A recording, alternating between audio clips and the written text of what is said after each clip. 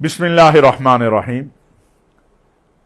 گزشتہ چند دنوں کے دوران مرزا انجینئر صاحب کے حوالے سے بہت گفتگو ہو رہی ہے۔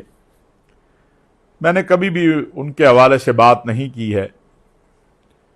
ان کے کیسز متحدہ علماء بورڈ میں FIA نے بھیجے تھے، اس حوالے سے جو متحدہ علماء بورڈ نے متفقہ رائے دی وہ ہم نے علماء بورڈ کو بھیج دی۔ اب سوال پیدا ہوتا ہے کہ جب پاکستان میں ایک قانون موجود ہے تو کیا ہم نے فیصلہ عدالت میں کرنا ہے یا سوشل میڈیا پہ کرنا ہے؟ سب سے پہلی بات جو بہت اہم بات ہے کہ جو بات مرزا صاحب نے کہی ہے کیا وہ مسیحی برادری اس کو آن کرتی ہے؟ مسیحی قیادت مذہبی سیاسی اس کو تسلیم کرتی ہے یا نہیں کرتی؟ اگر کرتی ہے تو پھر تو مرزا صاحب نے چلیں، پھر بھی یہ انداز اچھا نہیں تھا، پھر تو چلے مرزا صاحب نے نقل کی، نقل کفر نہ باشد، ان کو خیال کرنا چاہیے تھا، انداز اچھا ہونا چاہیے تھا۔ لیکن اگر کی ہے نہیں ہے، جو کہ نہیں ہے، اور تمام مسیحی برادری اس سے لا تعلقی کر رہی ہے، تو پھر یہ بات خود مرزا صاحب نے کی، تو پھر اس کا علاج کیا ہے؟ اس کا علاج قانون ہے۔ دیکھیں، بڑی واضح بات ہے کہ ایک شخص کہتا ہے کہ فلاں شخص نے رسول اکرم صلی اللہ علیہ وسلم کی توہین کی ہے، اور وہ شخص کہتا ہے میں نے تو نہیں کی، اور ثابت ہو جاتا ہے کہ اس نے نہیں کی ہے، اس نے کی ہے، جس نے یہ الفاظ کہے ہیں، تو سزا کس کو ملے گی؟ سزا اس کو ملے گی جس نے وہ الفاظ کہے ہیں۔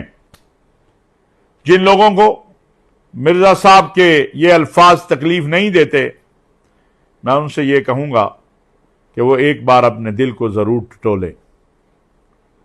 یہ الفاظ ناقابل قبول ہے، عدالت میں یہ معاملہ جا چکا ہے، عدالت کو فیصلہ کرنے دیجئے۔ عدالت کو سوشل میڈیا پہ آپ یہ کمپین چلائیں کہ جی یہ تو دیکھیں 295 سی لگتی یا نہیں لگتی، بھئی یہ عدالت اب فیصلہ کرے گی۔ سمپل سادہ بات ہے کہ اگر مسیحی قیادت یہ لکھ کر دے دیتی ہے کہ معاذ اللہ ثم معاذ اللہ، انہوں نے یہ بات رسول اللہ صلی اللہ علیہ وسلم سے منسوب کی ہے، اور وہ یہ کہتے ہیں، تو مرزا صاحب بری ہیں۔ اگر وہ کہتے ہیں کہ نہیں ہم نے یہ بات کبھی کی نہیں، اور اب تک کی تمام تر ان کی کتب اور معلومات سے یہ بات واضح ہے کہ رسول اکرم صلی اللہ علیہ وسلم کے حوالے سے یہ جملہ کبھی مسیحی قیادت نے استعمال نہیں کیا، تو پھر مجھے بتائیے یہ جملہ جس نے کہا ہے وہ قابل گرفت کیوں نہیں ہے؟ میرا یہ سوال ہے سب سے کہ جس کا دل چاہے، جو دل چاہے، جیسے دل چاہے رسول اللہ صلی اللہ علیہ وسلم کے بارے میں، اصحاب رسول و اہل بیت کے بارے میں بکواس کرتا رہے، اور ہم کہیں نہیں جی وہ بڑی شخصیت ہے، اس کی بڑی فالوئنگ ہے۔ ایسا نہیں ہوگا اگر آپ قانون کو حرکت میں نہیں لائیں گے۔ قانون اسی لیے ہے، قانون کی بالادستی ہونے دیں، وہاں شواہد پیش کر دیں مرزا صاحب، اور ان کے جو اس وقت وکلاء ہیں وہ آئیں عدالت میں، وہاں ثابت کر دیں کہ جو مرزا صاحب نے جملہ کہا وہ مسیحی کتابوں میں موجود ہے، اور اگر نہیں ہے تو پھر مرزا صاحب نے یہ جملہ منسوخ کیا، عدالت کو فیصلہ کرنے دیجئے۔ بے احتیاطی، لفاظی، بد زبانی آپ کو بھی معلوم ہے، لیکن صرف ویورشپ اور کسی کے بغض میں اپنی دنیا اور آخرت خراب نہ کرے۔